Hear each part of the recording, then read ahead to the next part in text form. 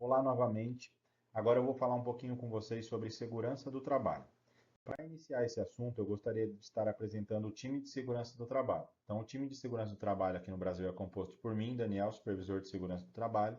Eu sou o responsável por todas as filiais a nível Brasil e o meu foco principal é a filial de a Matriz e São Miguel Paulista. Eu dou suporte nas outras, mas nós temos aí uma divisão entre os componentes do time para suportar todas as unidades da melhor forma possível. O Gustavo ele fica alocado lá no GLP e ele é responsável principalmente por esta unidade, além da CSP Manaus. Então ele dá todo o suporte para o pessoal de Manaus. O Fabiano, ele foi recém-contratado, ele era o nosso patrulheiro, ele atua a princípio aqui em Manaus, mas ele dá suporte nas outras unidades, assim, conforme a demanda, enviando documentos para assinatura ou outras atividades que a gente pede para ele. A segurança do trabalho ela tem como responsabilidade garantir ou assegurar que o ambiente de trabalho ele esteja cada dia mais seguro, ou ele esteja mais seguro a cada tempo, a cada momento. E como que nós fazemos isso? Nós analisamos riscos que possam existir dentro da unidade, nós analisamos perigos que possam existir dentro da unidade e a gente está sempre trabalhando para identificar esses riscos e tentar minimizar eles ou até mesmo eliminá-los, quando é possível. Assim, a gente consegue garantir que o funcionário chegue em boas condições para trabalhar e que ele possa voltar para casa com saúde, vigor físico, da mesma forma que ele chegou na empresa. Assim, a gente tem um ambiente mais salutar, né, que a gente pode ter um ambiente laborativo seguro e a gente consegue fazer todos os nossos trabalhos de uma maneira digna, sem ninguém se lesionar, se machucar. Esse é o objetivo principal. A segurança do trabalho ela tem como base as normas regulamentadoras, como elas são conhecidas, e essas normas elas garantem o mínimo que a empresa tem que cumprir a termos de lei para que a gente possa garantir que todos os trabalhos eles sejam feitos dentro dos requisitos mínimos e dentro da segurança necessária para que eles possam acontecer. A sua base é a Lei 6.514, e essa lei ela existe já há algum tempo, tá? Ela foi criada no ano de 1978, a lei trabalhista, que fala das normas regulamentadoras, e ela é baseada em algumas outras legislações que já existem há mais tempo, como a Constituição Federal, a CLT, que é o regime que nós trabalhamos hoje, né? Aquela carteirinha azul que nós somos registrados, ou para quem é mais novo, a carteira digital. Então a CLT, né, que dá direitos e obrigações por parte do empregador e da nossa parte como trabalhador também. Nós temos as leis previdenciárias, que é as leis do INSS, caso eu me machuque, eu preciso ficar afastado, ou eu preciso fazer uma cirurgia e eu preciso ficar afastado, então o INSS ele te cobre aí, né? Todo mês a gente paga um pouquinho lá, para quando a gente precisar, ele nos suprir. As leis internacionais da Organização Internacional do Trabalho. Essa Organização Internacional do Trabalho, para quem não conhece, ela é bem similar à OMS, que a gente viu bastante aí na época de pandemia, onde a OMS está focada na parte de medicina, né, de saúde, e a gente está preocupado aqui, a OIT, ela está mais preocupada com a parte trabalhista, para evitar trabalho escravo, trabalho infantil, entre outros trabalhos que degradam o ser humano, né, a pessoa, e não devem ser feitos. Aí nós temos as leis federais, municipais e estaduais, então temos leis próprias para cada estado, para cada município, para cada cidade e por aí vai. Nós temos o Código Civil Penal. Por quê? Porque o Código Civil Penal ele diz que nós somos responsáveis pelos nossos atos. Então, acidentes com máquinas, você operar uma máquina que você não é autorizado, você fazer uma brincadeira que lesione alguém, que machuque alguém, isso tudo você pode responder criminalmente. Então, está dentro de todas essas legislações as normas regulamentadoras as quais nós conhecemos. Hoje nós temos no total escritas 38 normas regulamentadoras, elas estão aparecendo aí. Essas normas elas são divididas em segmentos, então nós temos uma divisão por segmentos, por quê? Porque tem segmentos que existem riscos específicos que nós não temos no nosso segmento, por exemplo. Nós somos uma empresa de eletrônicos, como a gente já falou anteriormente. Diferentemente de uma empresa de eletrônicos, a gente tem os riscos, por exemplo, numa empresa de saúde, que é onde fala aqui na norma regulamentadora 32, que ela é específica para serviços de saúde. Lá nós temos riscos diferentes do que nós temos aqui. Por exemplo, lá nós temos riscos biológicos, né? Pessoas que chegam infectadas com doenças que são transmitidas pelo ar. Então, isso é um risco que a gente tem lá. Outro risco são materiais pérfuro-cortantes, como agulhas, ou outros tipos de materiais, né, bisturi para fazer cortes precisos numa sala de cirurgia. E isso tudo gera risco, diferente aqui da onde a gente trabalha, que é uma empresa eletrônica, que também tem riscos, mas são riscos diferentes e com isso eles devem ser tratados de formas diferentes. Então essa é uma das divisões que acontecem dentro das normas regulamentadoras. Outra divisão, ela é feita através não do ramo de atividade, mas sim da atividade em si. Como, por exemplo, a NR 33, que vai falar um pouco sobre espaços confinados. Então, espaço confinado, só para definir bem rapidinho, é um espaço que ele não foi projetado para a ocupação humana, que ele tem dificuldade de ventilação, né, entrada e saída de ar, e os meios de acesso são limitados. Então, quando ele tem essas características, ele é considerado um espaço confinado. Dentro de um espaço confinado, eu tenho diversos riscos, né?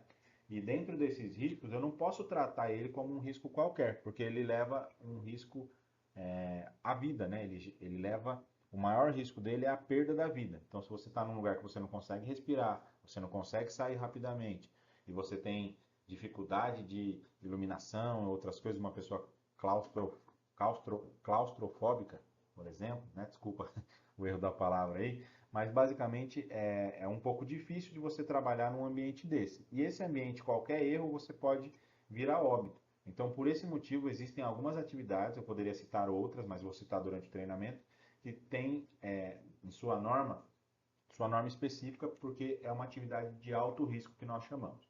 Além disso, tem as outras normas que são genéricas, gerais e por aí vai. A gente vai falar um pouquinho sobre as normas que se aplicam à CTDI.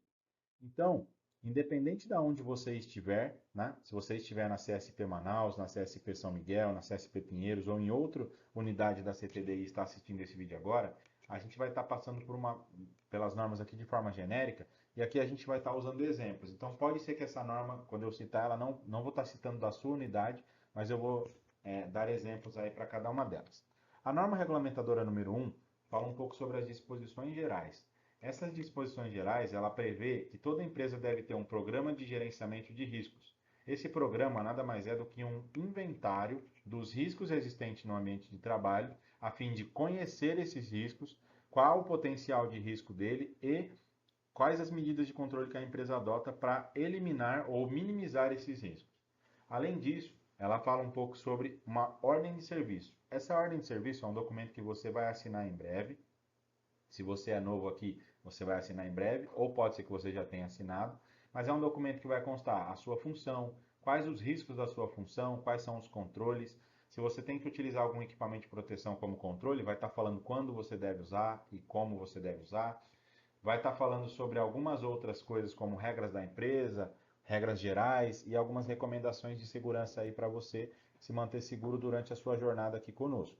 Então, esse documento ele vai ser entregue para você em algum momento.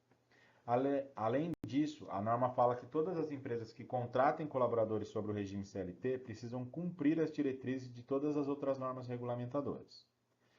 A norma regulamentadora a seguir é a norma regulamentadora 5, que fala da CIPA, que é a sigla para Comissão Interna de Prevenção de Acidentes. Então, Comissão Interna de Prevenção de Acidentes.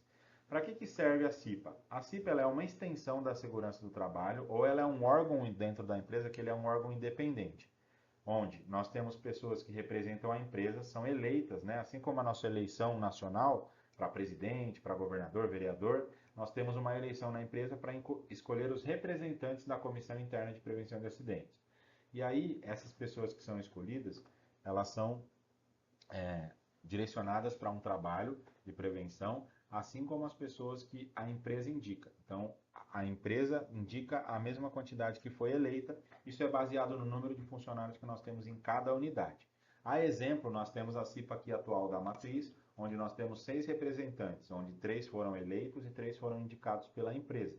E a CIPA, não só aqui na unidade da Matriz, onde eu estou falando, mas em todas as unidades nossas no Brasil, elas são identificadas com o cordão do crachá verde, além de um organograma que nós colocamos nos murais da empresa com a foto, como essa aqui que você está vendo. Então, caso você identifique alguma situação de risco, alguma coisa que possa ser melhorada referente à segurança do trabalho, você pode contar com a CIPA para passar todas as informações e eles vão atuar frente a isso nas suas reuniões mensais ou até mesmo antes, dependendo da gravidade do assunto que você levar até eles. Depois, nós temos a norma regulamentadora número 6, que fala um pouco sobre equipamento de proteção individual, ou como são conhecidos, os EPIs. Primeiramente, para a gente entender como que isso funciona, a gente precisa entender o que é um EPI. Então, eu vou ler de uma forma, eu vou explicar de uma forma mais clara, dentro da legislação brasileira, o que é considerado um EPI.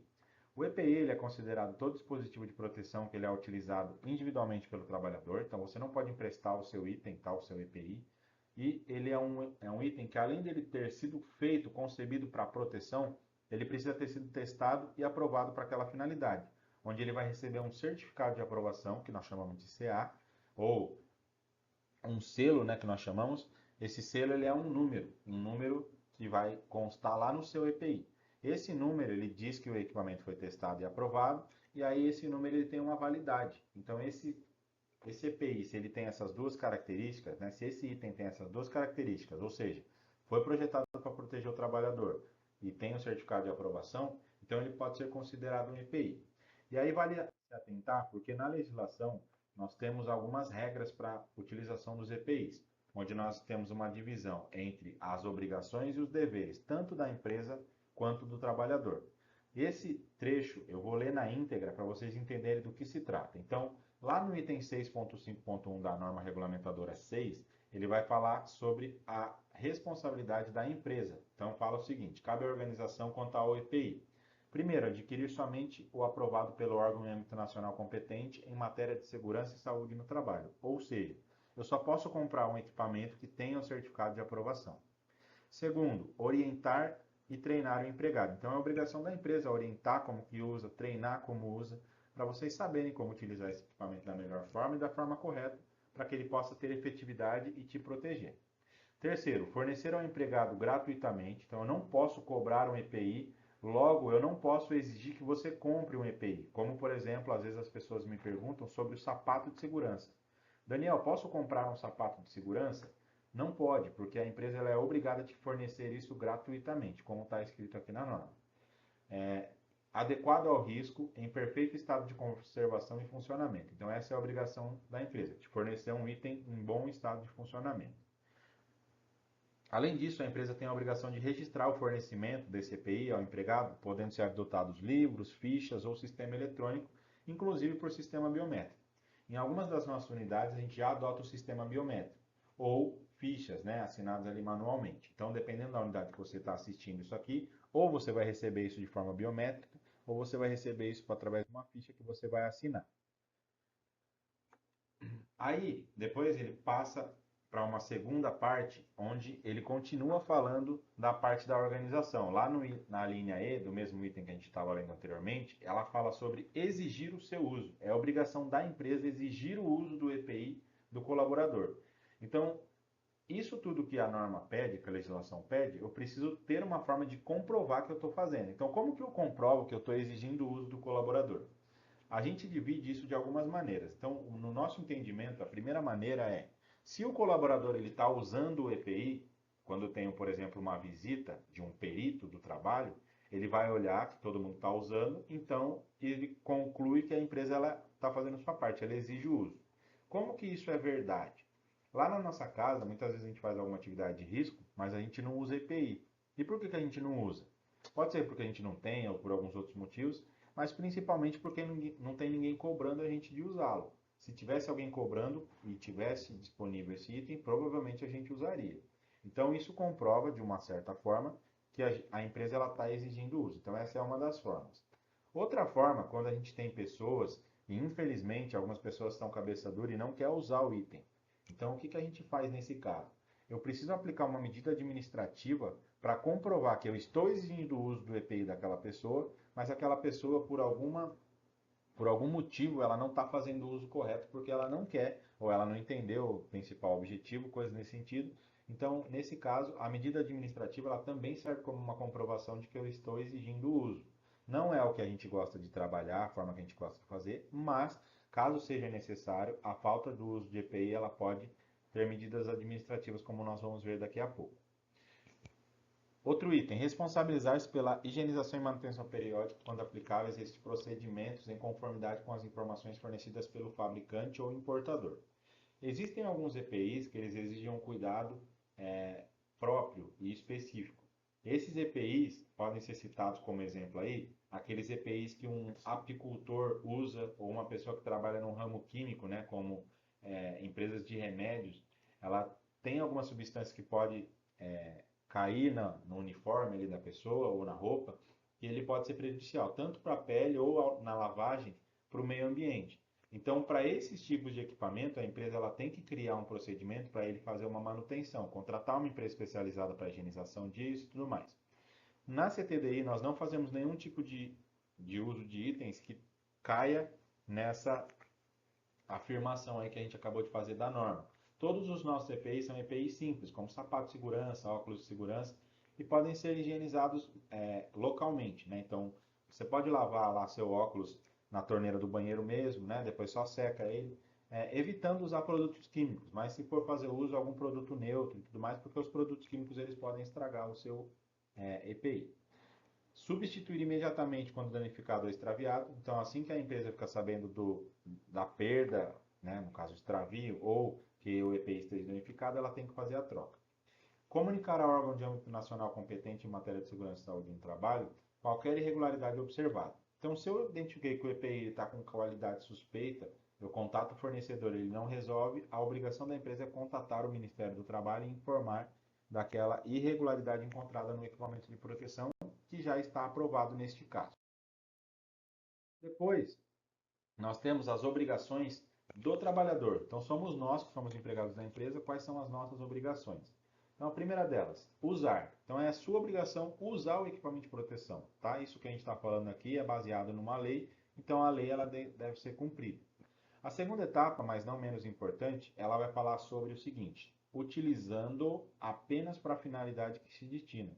Então, eu não posso pegar um EPI ou um item de proteção, no caso, né, seria o EPI, e usar ele de maneira errada. Eu vou dar um exemplo do que mais acontece em todas as nossas unidades, ou por aí afora, como a gente vê.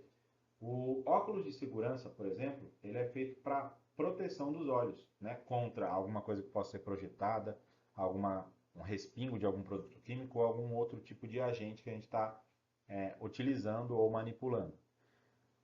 Esse óculos ele tem a finalidade então de proteger os nossos olhos.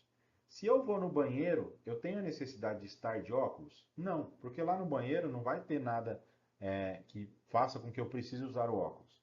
Neste caso, a gente vê muitas vezes que o pessoal pega o óculos e coloca aqui na cabeça, aqui, ó. Ele coloca o óculos na cabeça e vai com o óculos na cabeça. Essa não é a finalidade do óculos, de ficar na cabeça. A finalidade dele é de proteger. Então, caso você não esteja usando o óculos para uma atividade que você necessita de proteção, tire o óculos, deixe ele guardado em algum lugar seguro, que você vai chegar lá depois e vai utilizar.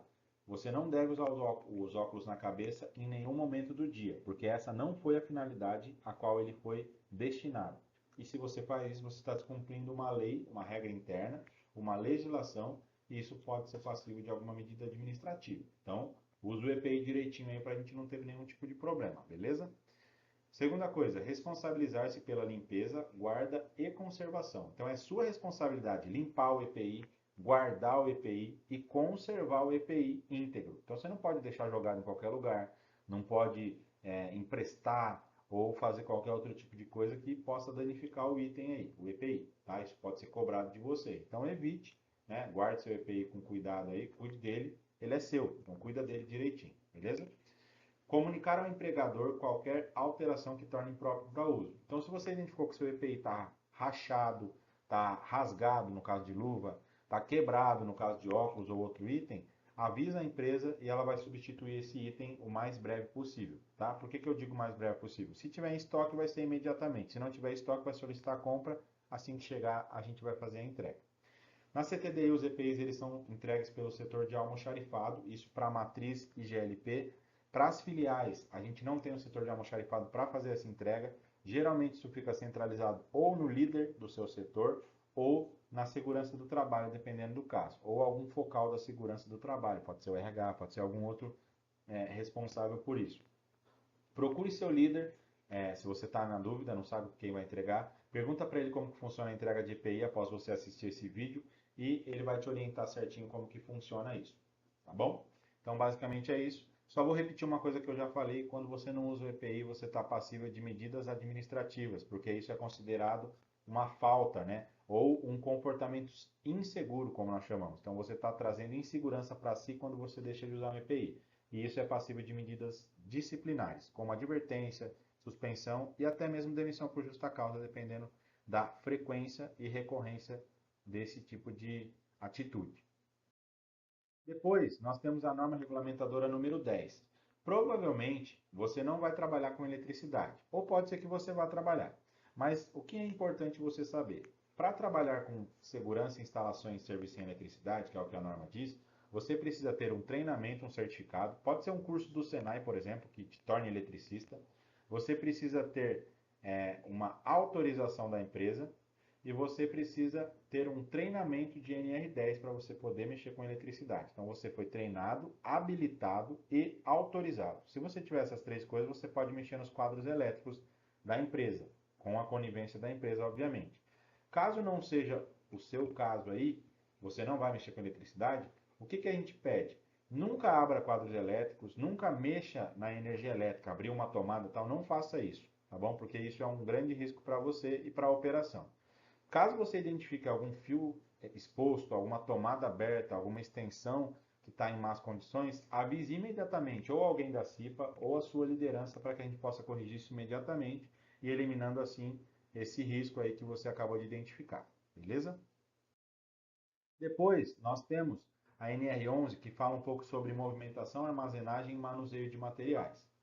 Aqui na nossa matriz, nós temos alguns equipamentos como paleteira, empilhadeira, pallets, carrinhos. Então, pode ser que aí na unidade que você está, você não tenha esse tipo de materiais. Porém, você tem algum tipo de transporte aí. Como, por exemplo, eu transporto uma televisão, eu transporto uma máquina de lavar, ou até mesmo os serviços administrativos. Eu transporto o meu notebook e tudo mais. Então, tudo isso faz parte de uma situação que você está transportando algo e você deve ter algum tipo de cuidado. Até mesmo a nossa garrafinha de água, de eu andar falando com as pessoas ou com café quente, tudo isso faz parte de um transporte, né? Você está transportando algo. Então, tudo isso a gente deve ter uma atenção. Se você está numa operação onde opera com pallets, tome cuidado com esse pallet. Não armazene ele em pé, na posição vertical. Sempre deixe ele deitado no chão. Se você manipula carrinhos, cuidado para transportar esse carrinho. Pode ser que ele esteja pesado, pode ser que você machuque alguém, tá? Aqui são só alguns exemplos, mas você pode ter outros tipos de exemplo aí de transporte, manuseio e movimentação de materiais. Então fique atento a essas movimentações. Se o objeto for muito pesado, é importante essa parte. Peça ajuda, ou se é uma quantidade muito grande, né? Às vezes a gente está acostumado, vou dar um exemplo que acontece dentro de algumas das nossas filiais, você transporta uma TV, se você transportar uma TV, às vezes ela é leve, é tranquilo você transportar uma. Mas aí na indústria, né, aqui na empresa, você vai fazer isso recorrentemente. Então você pode estar transportando 10, 15, 30 televisores, né? E aí o que, que você vai fazer? Você vai se cansar de fazer isso. Então peça ajuda para alguém, né? Divide o peso lá, distribui o peso, porque se você ficar fazendo isso recorrentemente, você pode ter algum problema na coluna, um problema nos braços aí. Então, não hesite em pedir ajuda, tá bom? Então, isso é a mensagem principal desse trecho aqui, tá? Então, toma cuidado com o transporte e não hesite em pedir ajuda. Depois, nós temos a norma regulamentadora número 17, que ela vai falar um pouco sobre ergonomia. A ergonomia está relacionada com vários aspectos do nosso dia a dia, como, por exemplo, é, a forma que a gente senta, a forma que a gente fica com a nossa postura, a forma que a gente abaixa ou levanta para pegar um tipo de peso como uma caixa, entre outros aspectos. Ela visa adaptar o posto de trabalho ao trabalhador para que ele não se lesione, né, na parte ergonômica. Então, eu digito muito, fico com dor nos dedos. Eu sentei aqui de uma forma que eu estou com dor no pescoço. Ou outras situações que podem acontecer relacionadas à ergonomia. Então, aqui na matriz, que é esse slide que eu estou passando para vocês, por exemplo, a gente tem ginástica laboral 2 vezes na semana, que contribui com o exercício aí dos membros que nós utilizamos, né? Então, para ter mais força nos braços, para trabalhar, para ter mais força nas pernas, a gente faz esses exercícios. Nas filiais, a gente tem placas indicativas de como fazer isso, tá? Então, nós não temos um professor, mas tem placas indicativas de como fazer um exercício sentado, em pé, como eu devo transportar uma caixa, como que deve ser o meu posto de trabalho. Nós temos aí a parte ergonômica, onde nós temos apoios de tela, né? Então toda a parte de notebooks tem lá o kit ergonômico que nós chamamos, que é o que? O teclado, o mouse e um suporte de notebook. Então isso é para ter em todas as filiais. Caso você não identifique na sua unidade, eu peço que contate aí o seu líder e contate o setor de segurança do trabalho da CTDI para que a gente possa providenciar isso para você o mais rápido possível.